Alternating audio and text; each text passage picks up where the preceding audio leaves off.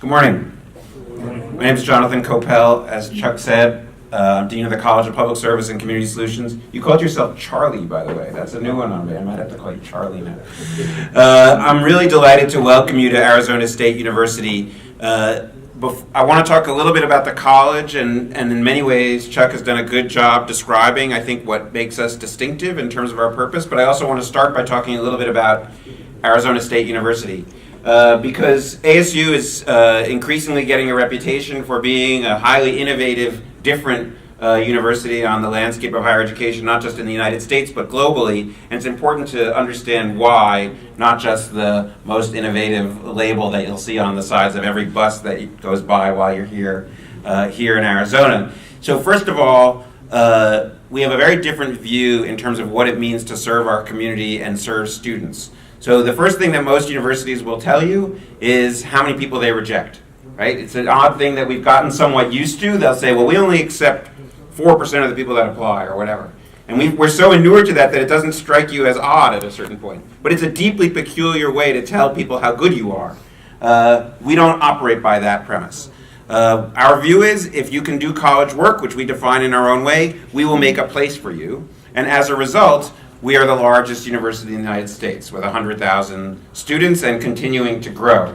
It also means that part of our mission is to make higher education more accessible to more people, which means that we figure out different ways to create pathways to the university for people who often find themselves alienated from universities. So we have a substantial online platform, and the School of Criminology and Criminal Justice has been one of the leaders at the university in making degrees available for online students. And we've also innovated in partnerships to make those avenues more financially accessible. So some of you may be familiar with the partnership that the university has with Starbucks. All Starbucks employees are entitled to a free college education through Arizona State University online. It's an extraordinary, it's really, so that face like, really? Yes, really. There's already been about, I think it's about 1,600 graduates roughly, and we've got thousands of students enrolled, and the expectation, or the goal is to have 25,000 students graduate by 2025 through the Starbucks College Achievement Plan. So that's a really important distinction about ASU compared to other universities, and it links to our broader mission of serving the needs of the community, which is the second point.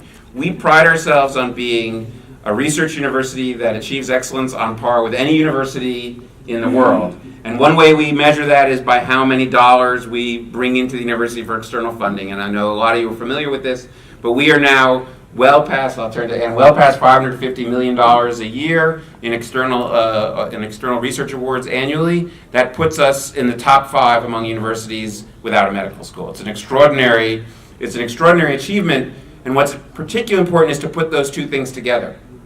Right, so the conventional wisdom would say, yes, you can make a university that's accessible to people of any income level with any family background, but you're going to have to lower the standards of the university. You're going to have to dumb things down. You're going to have to do things at a second tier or third tier level in order to achieve that. And the whole premise of this university is to say that's rubbish. You can actually do both. And if you don't create access to a university that operates at the highest level, you've achieved something that is not quite the same, right? The premise has to be, we are going to provide an excellent university that's accessible to a broad range of the population, and that's what ASU aspires to do, and I think we're leading the way in that. Doesn't mean there aren't growing pains and ways to figure it out. Things to figure out, there are. It also doesn't mean that there aren't other universities who are doing important things in this space as well. But ASU and the university you're now visiting is clearly pushing the envelope in this regard. Third point, we as a university, and I'll use this to talk about the college, and it relates directly to the stuff that Chuck already talked about. We as a university take as our mission to address the challenges of the world. So yes, we're going to educate people, and yes, we're going to write research papers, and we're going to get grants, and we're going to do all those things. But we also take as our assignment fixing things that are broken. And we believe in the power of the university to be an agent for change. I'll talk a little bit about some of the ways we do that in this college, but it extends broadly, and it includes international work. So as Chuck mentioned, this conference is co-sponsored by the ASU International Development Office, we have an entire infrastructure at this university to support all of the global work that we do, and you'll have an opportunity to hear some about that through the course of the next day. But it's important to realize that we view that as an extension of our university to take responsibility for the welfare of the world that we inhabit. And I won't go on too much longer about that in a general sense, because I want to talk about that with respect to the College of Public Service and Community Solutions. So having heard everything that I just said about ASU, we view our college as ASU on steroids. So everything I just said is more true for our college than the rest of the university. So the college is devoted, as you could tell by the things that were just sort of told are in the tent. It's about public goods, it's about building strong communities. And it takes the access mission very seriously. So we have about 7,000 students, and the majority of them are the first in their family to go to college. We're the only minority college at ASU, and in terms of income diversity, almost 2/3 of our students are from what we call Pell eligible families, which means they're eligible for federal government assistance to help them pay for college. It's an extraordinary profile for a university college. I should say, since we're talking about the international dimension, I should say that ASU is one of the most international universities in the United States. Top 10 universities in terms of international students coming to an American university. Anyway, back to the college. So we have this extraordinary student population, and one of the things that's exciting is that we're able to combine the learning experience of the students with the research and engagement mission of the college. So you'll hear about the projects that Chuck and his center have done in Central America. Students have been involved in those projects, and we pride ourselves on getting students involved in everything we do. The School of Criminology and Criminal Justice has an extraordinary faculty doing extraordinary work, and it creates opportunities for students.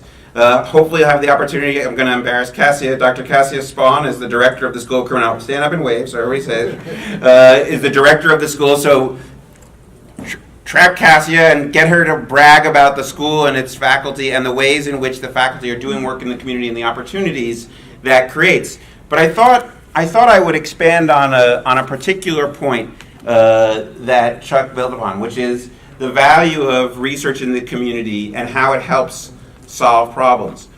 I do want to call out one, I think, important difference. So lots of universities do research in communities. And it may come as a surprise to academics, but it's probably not a surprise to those of you who have worked with academics. A lot of times that doesn't go so well. Because the attitude of the researcher is, we're coming into your neighborhood to study you. We want to learn about you and your problems. And it turns out, surprisingly, that people actually don't like being studied.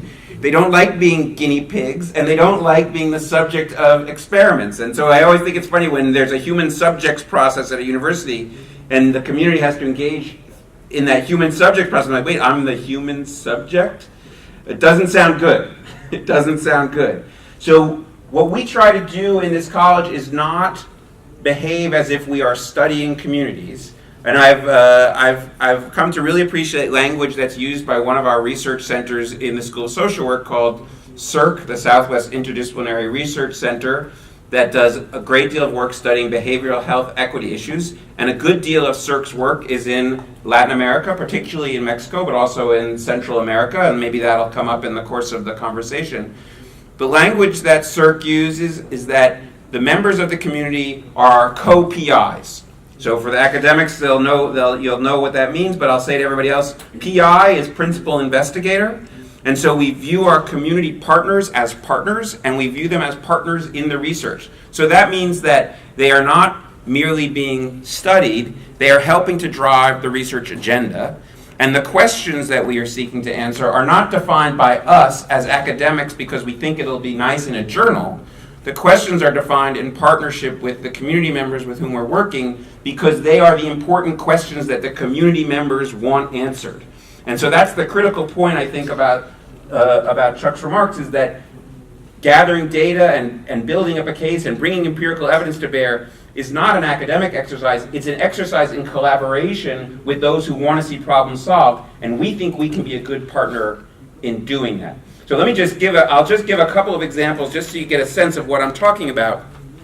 I already mentioned I already mentioned CIRC and its work on behavioral health equity. Another major issue is on refugees. And how do we change the fortunes of refugees, both displaced within country and displaced across countries? And so we have actually a substantial refugee population in Phoenix. People don't know that Arizona is a major resettlement location for refugees. And through partnership with communities, we've done work on how to improve the fortunes of refugees when they're resettled. Our School of Public Affairs does work with governments and nonprofit organizations everywhere from Albania to Saudi Arabia, and works together with those entities to increase participation in governance, to increase accountability, to increase efficiency. One of the most interesting, the school that Chuck couldn't remember the name of, it's okay, Community Resources and Development, covers a wide range of activities, including parks and recreation, but also including tourism. Now, tourism, as many of you know, is a massive global industry, actually the largest global industry, but very often done in such a way that the benefits don't accrue to the community. We're part of a partnership with a university in China where we have launched a new international tourism college in partnership with Hainan University. We will have students in China fully enrolled at Arizona State University working to earn degrees. But while they're earning degrees, they will work in the communities of Hainan to help develop sustainable and cultural heritage tourism programs that benefit those communities so that the financial benefits of tourism development in that part of the world don't accrue only to the firms that are running the hotels and the resorts and so on. That's the challenge they want to solve. That's what they have charged us as their partner in advancing as a research agenda. And of course, in the School of Criminology and Criminal Justice, the Center for Violence Prevention and Community Safety have taken on a great deal of work locally and internationally. So you're familiar, I would assume, with the body camera work that has led the way both locally but also nationally, and has helped to drive better solutions to those areas. And again, I'm not going to tell you what you already know. This is a distinctive profile of a university that's solving problems.